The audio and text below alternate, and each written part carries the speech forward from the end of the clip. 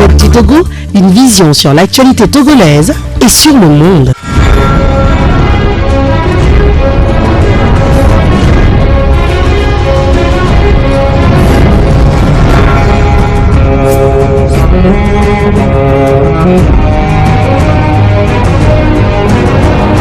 Le secteur de la santé au Togo est en difficulté et ce depuis plusieurs années. Le personnel soignant, malgré les tons qui saucent régulièrement, ne trouve pas satisfaction à ces revendications. Et depuis quelques semaines maintenant, le ton a monté d'un cran. Ils ont observé, quand je parle de ils, je parle bien sûr du syndicat national des praticiens hospitaliers du Togo, j'y suis arrivé, a observé 2 jours de sitting de mécontentement. Nous allons tout à l'heure, avec 100 langues de bois, faire le bilan de ces 2 jours et parler un tout petit peu de ce secteur qui doit vraiment faire mal aux populations togolaises. Et pour avoir plus de précision par rapport à ce qui se passe dans le secteur de la santé, nous recevons pour vous ce matin le professeur Ati Wala. Il est le secrétaire général du syndicat national des praticiens hospitaliers du Togo. Professeur Wala, bonjour.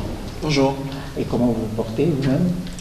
On rend grâce à Dieu. Ah d'accord. Nous allons dans peu de temps aborder votre secteur et on verra si là aussi ça se porte bien. Merci de nous donner l'opportunité d'échanger avec vous et de nous entretenir avec vous sur l'état de santé de notre secteur. Alors, avoir un secrétaire général et son adjoint sur un même plateau, ce n'est pas donné tout le temps, mais aujourd'hui, sans langue de bois, nous en avons. Et c'est avec Dr Gilbert Tcholenyanou, il est le secrétaire général adjoint du syndicat national des praticiens hospitaliers du Togo. Alors, docteur Gilbert Tcholenyanou, bonjour. Bonjour. Très élégant. Ben, comme vous.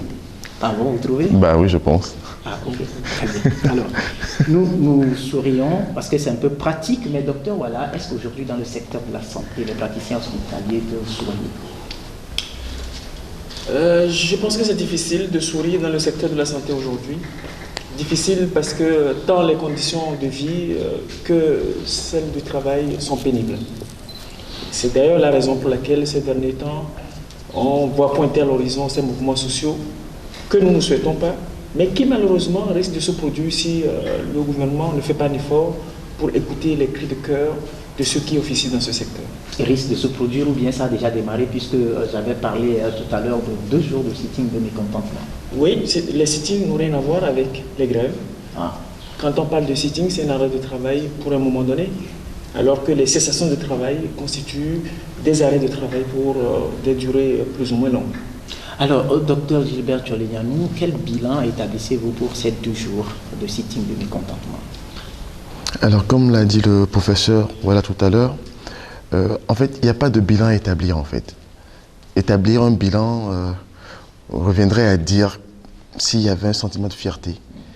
Mais ce qu'il faut remarquer, c'est que de Lomé à Saint-Cassé, tout le personnel s'est mobilisé pour observer ces 2 jours de sitting comme un message fort à l'endroit de nos autorités pour qu'elles s'appesantissent sur le secteur de la santé, de trouver les solutions les plus idoines et les plus urgentes pour les problèmes qui se posent. Voilà, et quand vous parlez de problèmes qui se posent, quelle est véritablement aujourd'hui la situation qui prévaut dans ce secteur-là? C'est une situation très complexe et compliquée.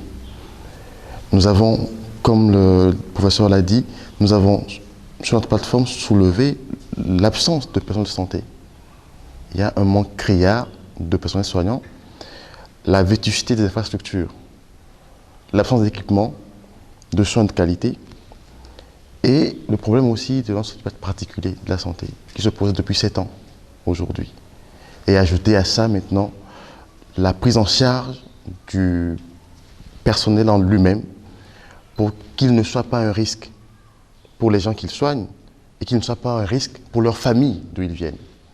Donc voilà, ramasser brièvement les problèmes qui minent le secteur. Et les problèmes, professeur Atiwala, concrètement, ces revendications, est-ce qu'on peut les rappeler un tout petit peu à ceux qui nous suivent? Non, je pense que nos revendications exprimées sont restées constantes depuis quelques années. La première problématique, comme venait de le dire mon prédécesseur tout à l'heure, concerne le personnel lui-même, les ressources humaines, tant dans leur qualité, dans leur quantité et puis dans leur statut. Il a touché du doigt un problème, celui des effectifs. Aujourd'hui, dans les unités de soins, les effectifs sont réduits des 2 tiers, parfois de la moitié. C'est comme ça que d'une manière ou d'une autre, les agents continuent à travailler. Quand vous prenez les ratios, nous sommes très loin de compte. Hein. Nous sommes à peu près à 5 personnels de santé pour 10 000 habitants. Le ratio minimum que fixe l'Organisation mondiale de la santé pour avoir des soins de qualité et pouvoir atteindre les objectifs du développement durable tourne autour de 20-25 pour 10 000 habitants. Vous voyez que nous faisons à peine le quart. Donc lorsqu'on voit de façon quantitative cet effectif, on se rend compte effectivement qu'on est en manque d'effectifs. Alors ces ratios sont altérés ces derniers temps par les nombreux départs à la retraite, les décès malheureusement, et puis par le fait que les agents de l'ANPE qui avaient les stages et qui avaient la possibilité d'être envoyés dans la formation sanitaire pour les stages ne sont plus opérationnels parce qu'ayant déjà épuisé les 6 mois de stage. Et donc, cela fait qu'aujourd'hui, la charge de travail est multipliée par 2, voire plus pour ceux qui sont sur le terrain. Dans ces conditions, le personnel subit le travail. Et nous n'acceptons pas de continuer par subir le travail. Ça, c'était concernant les effectifs. La qualité aussi pose problème, même si ces derniers temps, on peut remarquer qu'il y a des efforts en termes de formation des spécialistes, en termes de formation dans les écoles des sciences de la santé. Également, le statut pose problème. Dans les formations sanitaires, vous avez cette catégorie de personnes, ils sont près de 5 000, un peu moins de 5 000, autour de 4 500, que nous appelons les non-fonctionnaires. Ce sont les budgets autonomes, ce sont ceux qui ont été recrutés par les programmes, ceux qui ont été recrutés par la communauté à la base. Ceux-là n'ont pas un statut clair. Nous demandons à ce que ce personnel puisse intégrer la fonction publique. Ça, c'était le problème lié au personnel ou aux ressources humaines. Le deuxième problème, qui n'est pas des moindres, c'est celui des infrastructures. Aujourd'hui, nos infrastructures, elles sont vieilles, elles datent des années de l'indépendance. Ce sont des infrastructures qui sont quasiment inopérantes. Et il faut penser, dans l'immédiat, il faut penser les renouveler pour que l'administration des soins puisse se poursuivre. Et nos revendications s'étendent également à d'autres problèmes, comme l'a soulevé tout à l'heure le camarade Tcholenyanou, qui concernent la sécurité et santé au travail des agents qui officient dans les hôpitaux. Alors, docteur Tcholenyanou, parlant d'effectifs comme le professeur Atiwala venait de le dire, à quoi cela est dû? Est-ce parce que les étudiants ne s'intéressent plus à la médecine? Ou bien, comment on peut expliquer cela? Non, c'est même pas ça, parce que les écoles de formation en santé sont là, elles forment des gens, mais qui sont au chômage, paradoxalement. La preuve en est le fait que l'ANPE, tout récemment, a eu à recruter pour le compte des hôpitaux publics du personnel de santé, des infirmiers et autres, qui sont actuellement en fin de contrat. C'est ce qui justifie le fait qu'aujourd'hui on se rende compte qu'il n'y a pas en fait de personnel soignant dans les hôpitaux, malgré le nombre d'agents qui est déjà là. Non, ce n'est pas une histoire de formation, c'est une histoire de recrutement du personnel par rapport aux besoins qu'il y a sur le terrain. Il y a une dissonance totale entre la réalité du travail et les gens qu'on recrute pour effectuer, accomplir ce travail-là. Du coup, l'impact est clair. C'est la qualité des soins qui en pâtit. Est-ce que quelque part ce n'est pas aussi cette façon vertigineuse de multiplier les cliniques privées, les centres de soins privés, où les gens se sentiraient mieux, qui ferait qu'aujourd'hui peut-être cette situation d'effectif aussi se poserait au niveau des structures publiques? Non, ces problèmes ne se compensent aucunement, non. Il n'y a pas de lien entre le fait qu'on multiplie les cliniques et le fait qu'on ne recrute pas au niveau de l'État. Il n'y a pas de lien. L'État a un devoir régalien, c'est d'assurer les soins et la santé à sa population. Et de ce fait, l'État doit pouvoir évaluer les besoins en santé et pourvoir à ces besoins.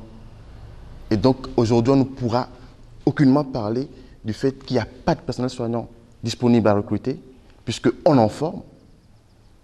Mais c'est dû au fait, peut-être, je pense, qu'on n'arrive pas à opérer l'adéquation entre les besoins réels et les gens à apporter. Alors, si j'ai bonne mémoire, professeur Atiwala, un ministre de la Santé, au cours d'une sortie, a estimé qu'il y aurait un manque de ressources parlant d'entrée donc, dans les prestations au niveau des centres publics, et comme quoi il pointait les accusateurs vers les docteurs et infirmiers qui détourneraient les patients vers les hôpitaux, les centres, les cliniques privées, ce qui aussi contribuerait à cette situation. Oui, je pense que c'est pas totalement faux. Il y a dans cette façon de voir les choses une partie de réalité. Mais ne nous fondons pas sur des cas isolés. Moi, je dis que les problèmes de la santé sont connus. Le diagnostic est connu. Les problèmes sont plurifactoriels. On ne peut pas se contenter d'agir sur un seul facteur pour espérer des résultats probants après. Vous me parlez de détournement de malades. Oui, cela existe et cela peut exister dans le secteur de la santé. Cela existe également dans d'autres secteurs. Cela répond beaucoup plus à des problèmes généraux que l'administration publique connaît au Togo qu'un problème spécifique au secteur de la santé. Je dis qu'il y a des brebis galeuses partout. Mais alors là, la loi doit être stricte pour que le personnel sache ce à quoi il a droit, mais en même temps, ce à quoi il doit s'acquitter en termes de devoirs. C'est pour cela que nous demandons le statut particulier du personnel de santé. Ce n'est que ces genres de réformes qui peuvent nous permettre d'avancer de pas sûr. Alors, avez-vous pris langue avec le gouvernement? Nous avons toujours discuté avec le gouvernement. Si une organisation syndicale ne discute pas avec son employeur, comment est-ce qu'elle peut obtenir des résultats? Comment est-ce que les problèmes sociaux peuvent être réglés? Nous avons toujours discuté avec le gouvernement.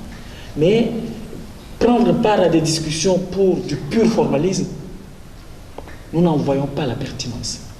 Mais par contre, participer à des débats fructueux, des débats qui peuvent accoucher de décisions, qui peuvent accoucher de réformes consensuelles, oui, nous sommes partants. Alors, parlant de réforme consensuelle, avant d'aborder cette histoire de contractualisation, puisque c'est la solution idoine que le gouvernement a trouvée à votre solution, ce qui est d'ailleurs efficace, puisque le chef de l'État l'a lancé récemment avec brio sous les lampadaires et les projecteurs des médias internationaux. Comment comprendre, docteur Gilbert, que ces mouvements se déroulent en plein cœur d'un mandat social? Je rappelle que quand on parle de mandat social, c'est notamment l'éducation qui malheureusement aussi connaît le même sort que la santé, et la santé, voilà. Et de l'autre côté avec le panier de la ménagère qui aussi crie son ras-le-bol. Comment comprendre? Non, mais est-ce que c'est à nous de comprendre? Non, le fait n'est pas de vouloir comprendre le mandat social ou pas. Le fait, non, le fait que c'est de dire non, le fait est de dire est-ce que c'est une réalité ce que nous disons ou pas. Nous n'avons pas à juger de mandat social. Nous ne sommes pas initiateurs d'un mandat social. Mais le fait est de savoir est-ce que les questions posées, les problèmes posés sont réels ou non. C'est censé prendre en compte vos revendications. Oui, mais les problèmes posés sont-ils réels ou non? Et qu'est-ce qu'on fait pour les régler?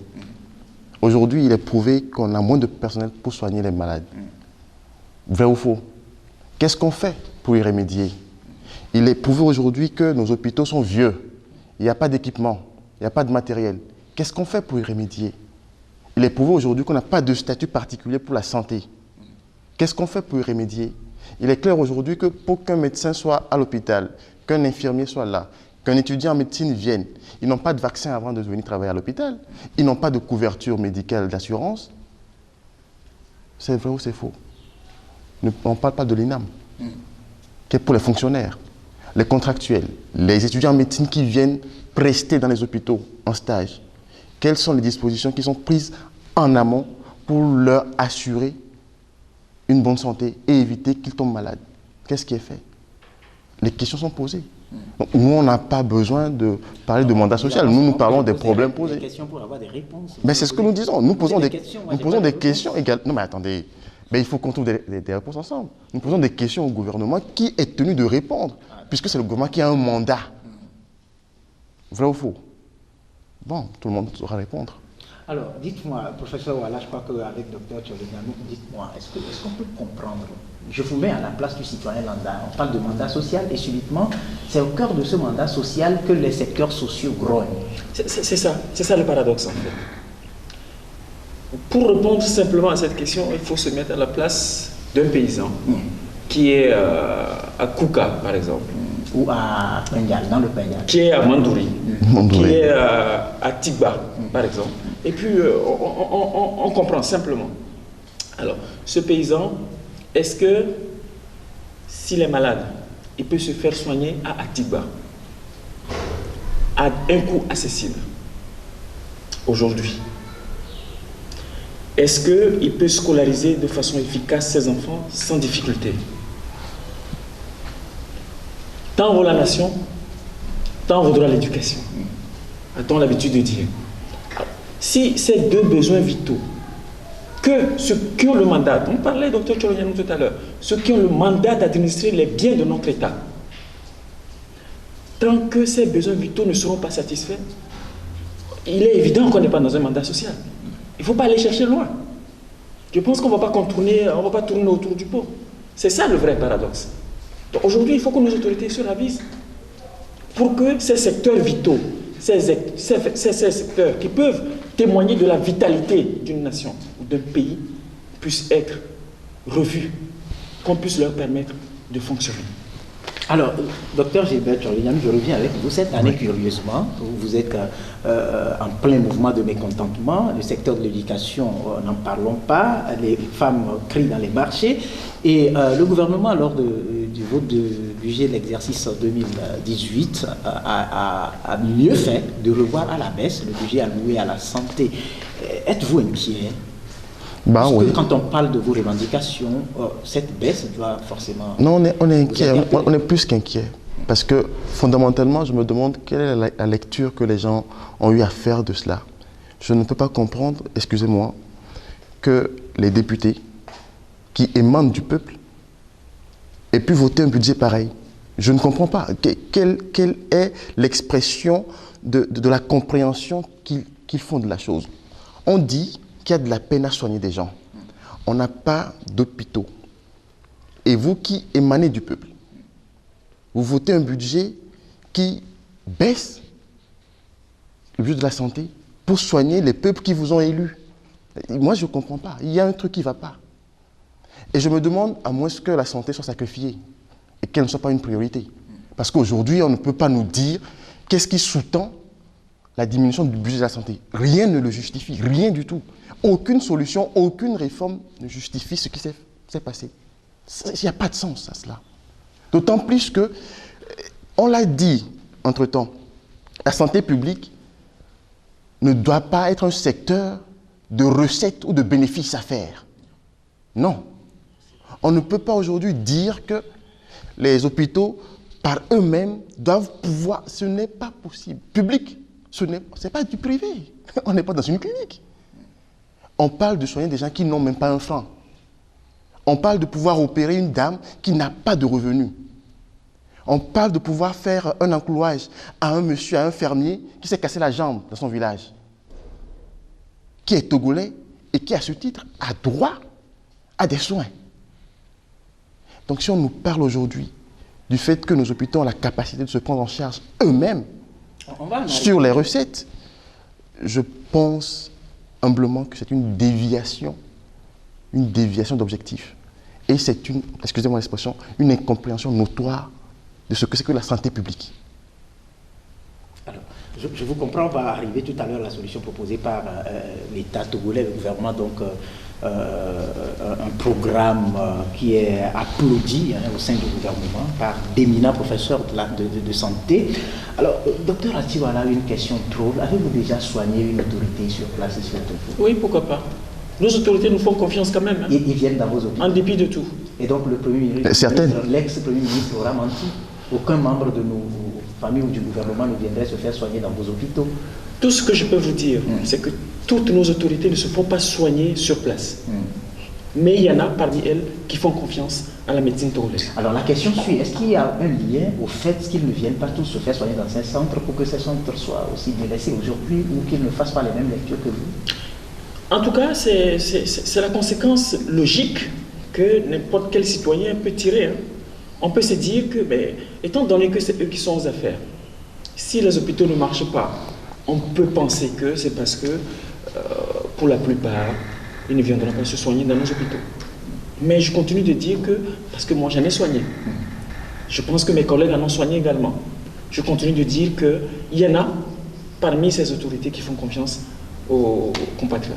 Dommage que vous avez toujours votre secret, comment vous l'appelez, sinon j'allais demander les noms de ces autorités qui se font soigner au pays, puisque je rappelle que c'est un sujet qui continue de faire débat. Alors, docteur Gilbert Tcholénian, nous vous annoncez une intensification. Pour rebondir, si vous permettez, se faire soigner au pays est une chose, mais se faire soigner dans les hôpitaux publics est une autre chose. Ah d'accord. Oui. Vous apportez une précision. Ah bah oui, il faut que ce soit clair. C'est-à-dire, amusez-vous à venir pour voir si vous pouvez voir un ministre qui vienne se pointer dans un bureau au CHU au coin pour se faire consulter. Ils font comment? J'en sais rien, demandez-le leur. Vous les soignez où? Ah, c'est une nuance de taille que Gilbert apporte. Oui, oui. Votre question était de savoir est-ce que certaines de nos autorités se soignent au Togo? Je dis oui. Oui. Alors, Donc, où elles se soignent, c'est tout un autre débat. Absolument. Il n'y a même pas une ligne pour permettre aux Togolais de savoir comment ils se soignent et où, par exemple, dans les cliniques qu'ils accusent. Oui, il y a aussi cette question de secret médical qui nous empêche, dans un débat public comme ça, de doiter des gens, de dire où les gens se soignent. Absolument. Mais il faut comprendre qu'il y a une tendance. Nos autorités qui se font soigner sur place font confiance beaucoup plus au privé qu'au public. Et d'ailleurs, cela reflète bien les propos du Premier ministre Aoumé Zounou à l'époque, qui, dans la frénésie, disait que aucun membre du gouvernement ne vient se faire soigner dans vos hôpitaux. Là, on vous donne les hôpitaux. Ça justifie le projet de contractualisation en quelque sorte. Mais avant d'en arriver là, vous annoncez une intensification des mouvements. Nous savons aujourd'hui qu'il est difficile aux Togolais, la bonne femme du marché d'Adaoulato qui n'existe même plus, ou qui n'existe que de nom, ma pauvre vieille quelque part à Barataou, à Wangelo, j'en sais rien, oui. ne peut pas normalement se contenter de cimenterie, vous en convenez avec moi, crie parce que le panier de la ménagère ne répond plus aux besoins stomatiques des populations. Alors vous annoncez l'intensification des mouvements. Je suis curieux de savoir, est-ce que c'est parce que vos collègues du Bénin l'ont fait 2 mois avec les Non. Quels sont vous réservés aux populations togolaises? Non, il n'y a pas de comparaison à faire entre le Bénin et le Togo. D'autant plus que nous, on est gentils en plus. Ah d'accord, ils ne sont pas gentils. Non, mais ils le sont à leur manière. Mais, qui vous en souviennent que au Bénin, c'était une grève sèche, hein? Oui. Ah oui, totalement. Encore que nous, ici, nous avons pris la peine de faire un sitting, ensuite 2 jours de sitting, par après. Non. Mais au Bénin encore, le président Talon a appelé les syndicats de la santé. Donc du coup, vous comprenez que ce n'est pas un désir pour nous d'intensifier les choses. Nous avions fait 3 sittings déjà. C'est pour demander aux autorités que non, il est important qu'on s'asseye. Non, pas un avertissement. C'est un appel pour leur dire il est important qu'on s'asseye et qu'on règle les problèmes tout de suite. On n'a pas besoin d'en arriver à une grève pour le faire. Maintenant, si on n'a pas de réponse, il est normal que dans l'évolution naturelle d'un syndicat, on puisse arriver à une méthode qui amène les autorités à comprendre que non, la base, ce qu'elles demandent est important. Et vous mettez quoi dans l'intensification? À quoi les populations doivent s'attendre quand vous parlez d'intensification? Non, on ira à une grève, simple que ça. Une grève simple. Et qui évoluera par palier. Par palier. Absolument. Vous démarrez par quoi? On vous dira au moment opportun. Pour l'instant, nous sommes à une grève, formule normale, comme on le fait. Et c'est selon la réaction du gouvernement que nous aviserons. Alors, professeur Atiwala, en guise de solution à la crise répétitive qui secoue le secteur de la santé, le gouvernement a bien trouvé la solution, la contractualisation des structures sanitaires. Comment avez-vous accueilli cette bonne nouvelle? Bon, je dis bonne parce que je me contente de l'atmosphère. Non, je vais vous répondre comme un syndicaliste. Les partenariats publics-privés ne sont jamais une bonne nouvelle pour les travailleurs. Ah d'accord. La contractualisation, c'est une forme de partenariat public-privé. Nous sommes membres, notre organisation est membre de l'ISP, c'est l'International des services publics. Disons que c'est un grand creuset de l'ensemble des services publics à travers le monde. Cette grande organisation a prouvé par des études publiées par d'imminents chercheurs que les partenariats publics-privés constituent un moyen pour les États qui ont du mal à gérer leur pays, de cacher la dette publique. Cela a été prouvé. Au demeurant, le ministère de la Santé au Togo conduit une réforme appelée la contractualisation. C'est une réforme qui est pilotée de façon unilatérale. Vous n'êtes pas impliqué? C'est le gouvernement qui la pilote. Quand bien même nous sommes dans une organisation qui nous demande de boycotter ces genres de réformes, nous avons dit nous observons. Mais il y a 2 façons d'apprécier une réforme. On peut la soutenir, c'est-à-dire on a un regard bienveillant ou on est méfiant vis-à-vis de la réforme.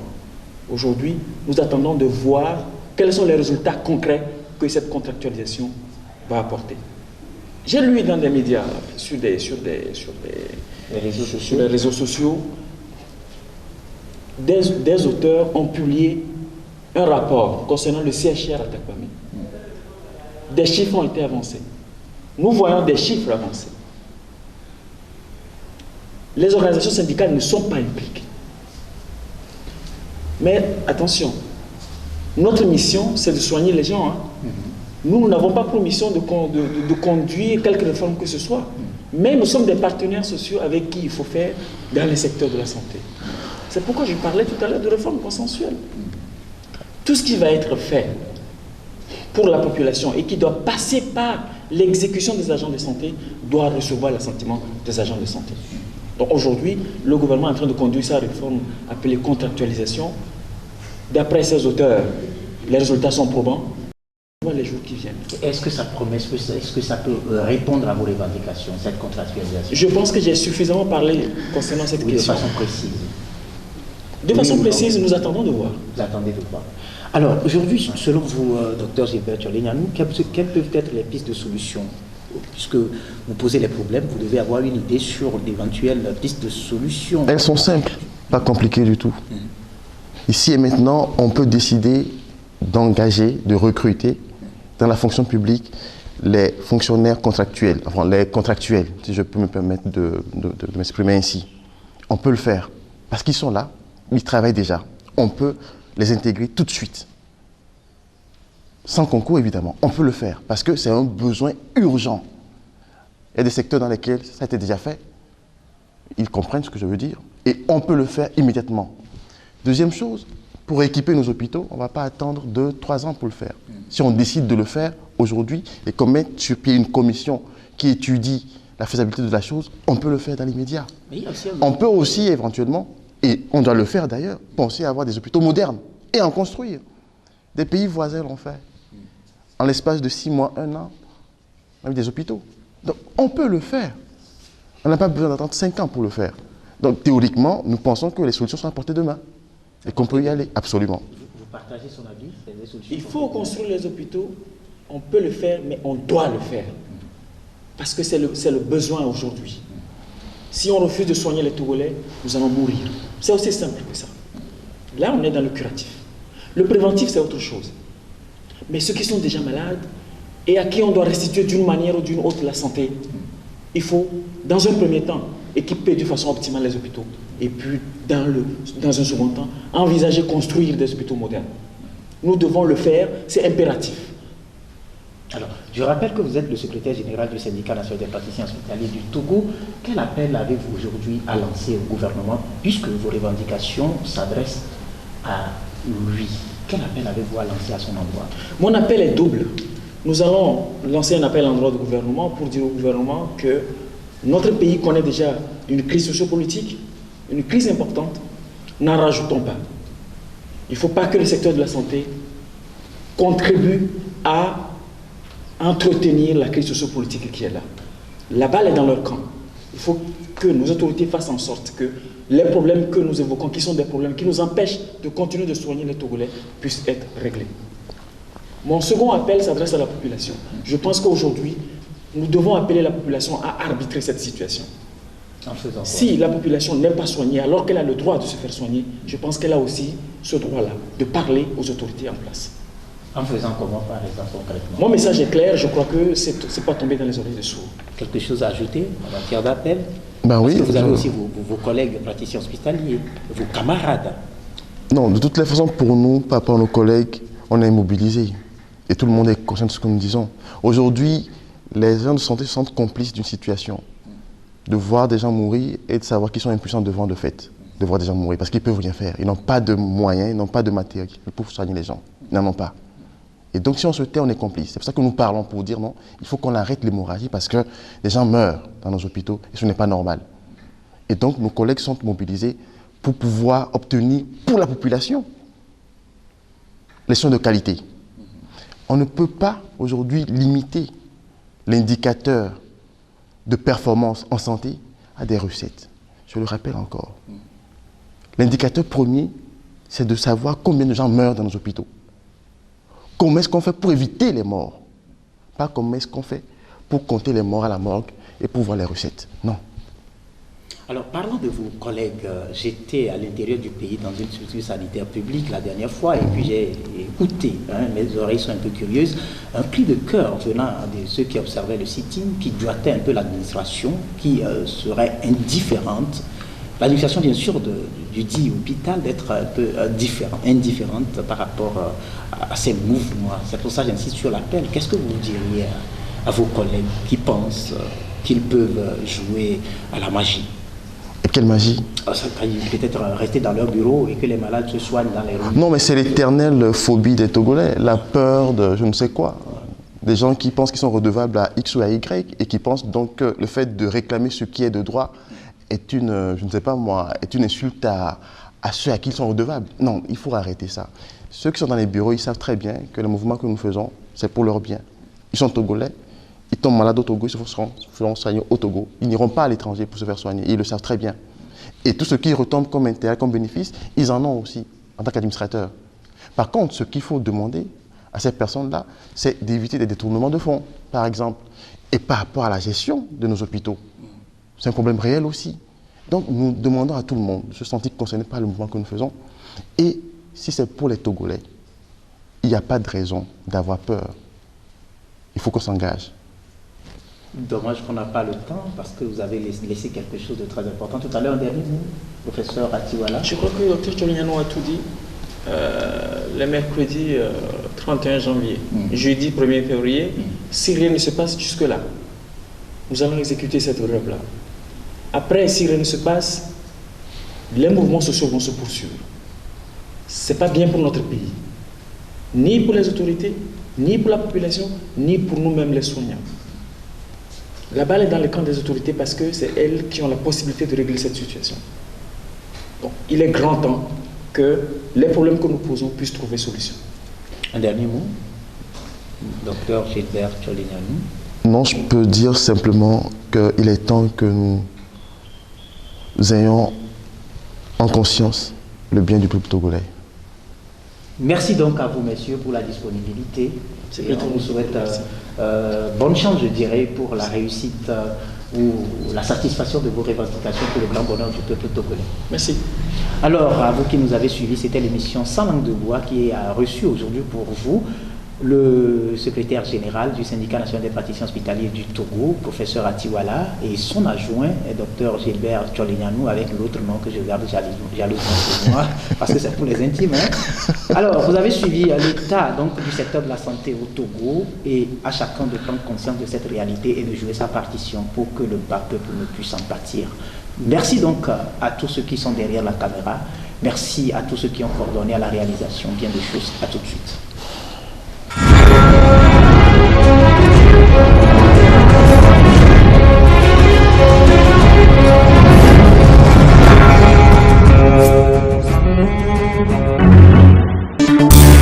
La Gazette du Togo, une vision sur l'actualité togolaise et sur le monde.